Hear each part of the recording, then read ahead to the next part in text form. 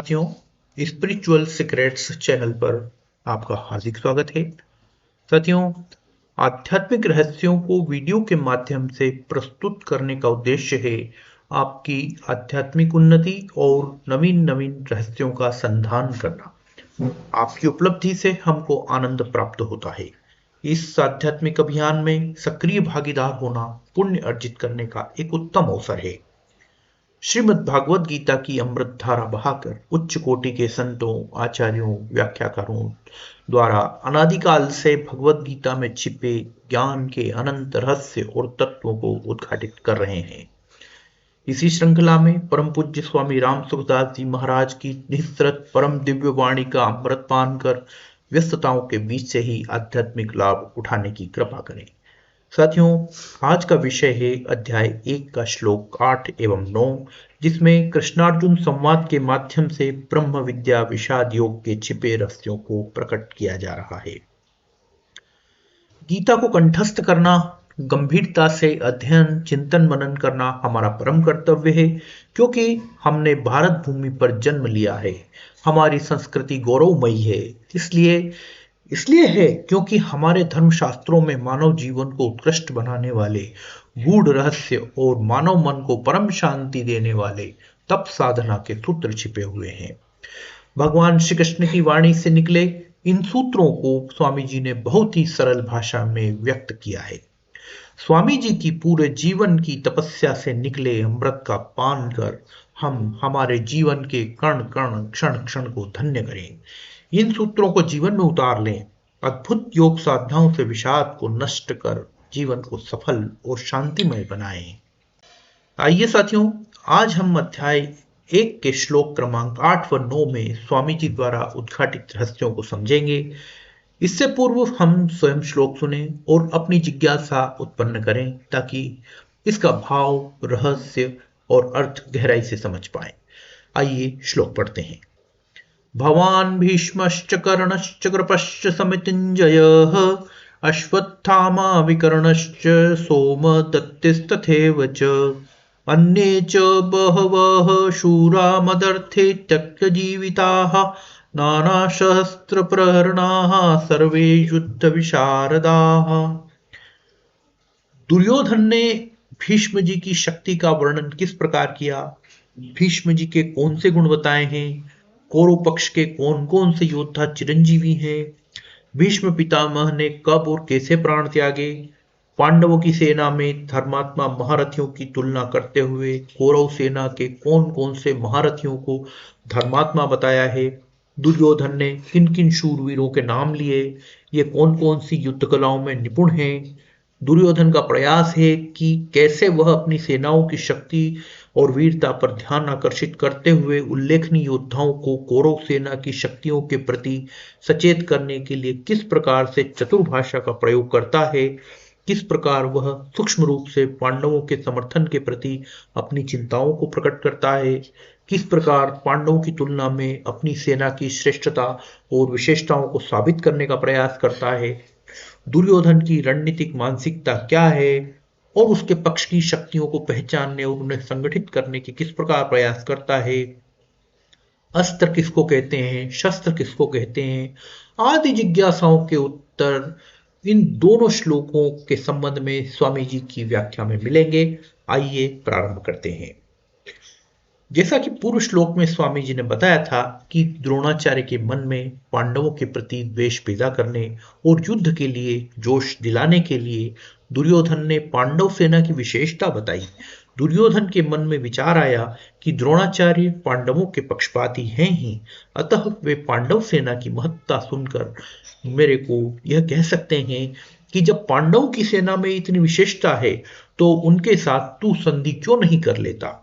ऐसा विचार आते ही दुर्योधन आगे के 3 श्लोकों में अपनी सेना की विशेषता बताता है। इन 3 श्लोकों में से एक श्लोक की में पहले वर्णन किया जा चुका है। अब शेष 2 श्लोक क्रमांक 8 व 9 का वर्णन कर रहे हैं। श्लोक 8 की व्याख्या प्रारंभ करते हैं। भवान भीष्मश्च, आप और पितामह भीष्म दोनों ही बहुत विशेष पुरुष हैं। आप दोनों के समकक्ष संसार में तीसरा कोई भी नहीं है। अगर आप दोनों में से कोई एक भी अपनी पूरी शक्ति लगाकर युद्ध करे तो देवता, यक्ष, राक्षस, मनुष्य आदि में ऐसा कोई भी नहीं है जो कि आपके सामने टिक सके। आप दोनों के पराक्रम की बात जगत में प्रसिद्ध ही है। पितामह भीष्म तो आबाल ब्रह्मचारी हैं और इच्छा मृत्यु है, अर्थात उनकी इच्छा के बिना उन्हें कोई मार ही नहीं सकता। महाभारत में के युद्ध में द्रोणाचार्य धृष्टद्युम्न के द्वारा मारे गए और पितामह भीष्म ने अपनी इच्छा से ही सूर्य के उत्तरायण होने पर अपने प्राणों का त्याग कर दिया। कर्णश्च, कर्ण तो बहुत ही शूरवीर है। मुझे तो ऐसा विश्वास है कि वह अकेला ही पांडव सेना पर विजय प्राप्त कर सकता है। उसके सामने अर्जुन भी कुछ नहीं कर सकता। ऐसा वह कर्ण भी हमारे पक्ष में है। कर्ण महाभारत युद्ध में अर्जुन के द्वारा मारे गए। कृपश्च समितिंजय, कृपाचार्य की तो बात ही क्या है, वह तो चिरंजीवी हैं, हमारे परम हितैषी हैं और संपूर्ण पांडव सेना पर विजय प्राप्त कर सकते हैं। यद्यपि यहाँ द्रोणाचार्य और भीष्म के बाद ही दुर्योधन को कृपाचार्य का नाम लेना चाहिए था, परंतु दुर्योधन को कर्ण पर जितना विश्वास था उतना कृपाचार्य पर नहीं था, इसलिए कर्ण का नाम तो भीतर से बीच में ही निकल पड़ा। द्रोणाचार्य और भीष्म कहीं कृपाचार्य का अपमान न समझ ले, इसलिए दुर्योधन कृपाचार्य को संग्राम विजयी विशेषण देकर उनको प्रसन्न करना चाहता है। अश्वत्थामा, ये भी चिरंजीवी हैं और आपके ही पुत्र हैं। ये बड़े ही शूरवीर हैं। इन्होंने आपसे ही अस्त्र शस्त्र की विद्या सीखी है। अस्त्र शस्त्र की कला में ये बड़े चतुर हैं।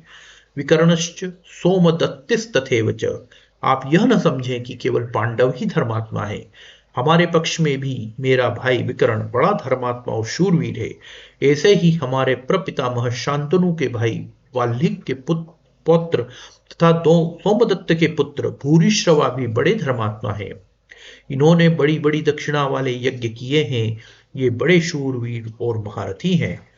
युद्ध में विकर्ण भीम के द्वारा और भूरिश्रवा सात्यकी के द्वारा मारे गए। यहाँ इन शूरवीरों के नाम लेने में दुर्योधन का यह भाव मालूम देता है कि हे आचार्य, हमारी सेना में आप भीम, भीष्म, कर्ण, कृपाचार्य आदि जैसे महान पराक्रमी शूरवीर हैं।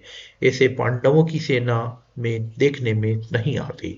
हमारी सेना में कृपाचार्य और अश्वत्थामा ये दो चिरंजीवी हैं, जबकि पांडवों की सेना में ऐसा एक भी नहीं है। हमारी सेना में धर्मात्माओं की भी कमी नहीं है, इसलिए हमारे लिए डरने की कोई बात नहीं। श्लोक 8 की व्याख्या समाप्त हुई। श्लोक 9 की व्याख्या। अन्ये च बहवः शूरा मदर्थे त्यक्त जीविताः, मैंने अभी तक अपनी सेना के जितने शूरवीरों के नाम लिए हैं उनके अतिरिक्त भी हमारी सेना में वाल्मीकि, शल्य, भगदत्त, जयद्रथ आदि बहुत से शूरवीर महारथी हैं जो मेरी भलाई के लिए, मेरी ओर से लड़ने के लिए अपने जीने की इच्छा का त्याग करके यहाँ आए हैं। वे मेरी विजय के लिए मर भले ही जाएं पर युद्ध से हटेंगे नहीं। उनकी मैं आपके सामने क्या कृतज्ञता प्रकट करूं। नाना शस्त्र प्रहरणाः सर्वे युद्ध विशारदाः, ये सभी लोग हाथ में रखकर प्रहार करने वाले तलवार, गदा, त्रिशूल आदि नाना प्रकार के शस्त्रों की कला में निपुण है और हाथ से फेंककर प्रहार करने वाले बाण, तोमर, शक्ति आदि अस्त्रों की कला में भी निपुण है।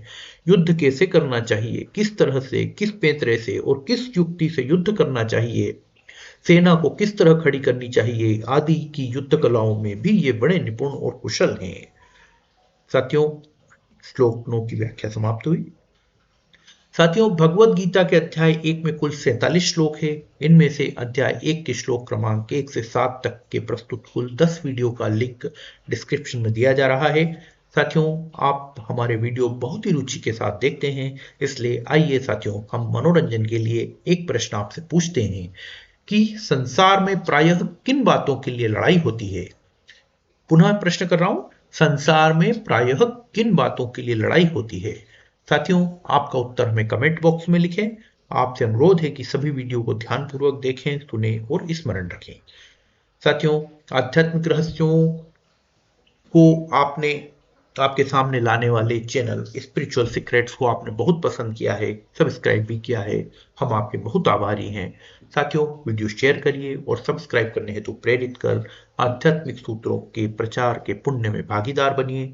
साथियों, आपको धन्यवाद, आभार।